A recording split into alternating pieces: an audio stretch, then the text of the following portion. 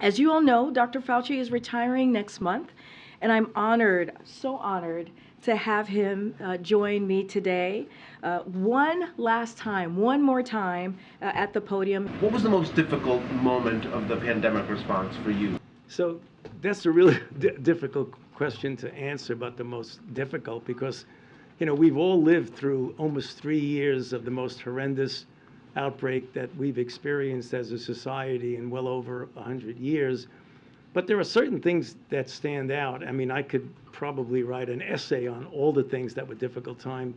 But one of the things, as a physician whose goal in life is to care for patients and to prevent and treat illness and ameliorate suffering, is that I remember back in my days in medical school and when I was an intern and a resident, when a patient came in, whether or not the patient didn't like you, was angry with you, whether it was a rich person or a poor person, you treated everybody the same because you cared about them and you wanted everyone to walk out healthy.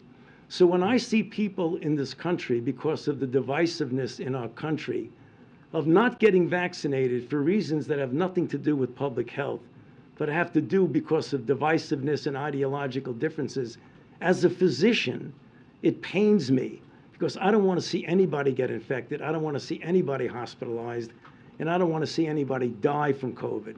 Whether you're a far-right Republican or a far-left Democrat, it doesn't make any difference to me. I look upon it the same way as I did in the emergency room in the middle of New York City when I was taking care of everybody that was coming in off the street. So that's the thing that troubles me most about this. You became a household name in large part because of your appearances here at the early stages of COVID. What do you want Americans to remember about your service in government?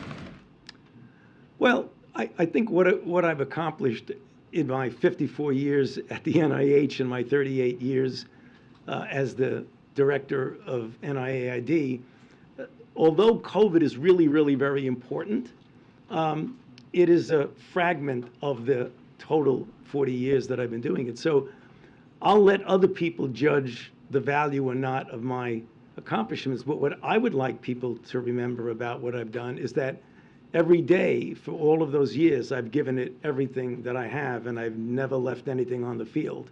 So if they want to remember me, whether they judge rightly or wrongly what I've done, I gave it all I got for many decades.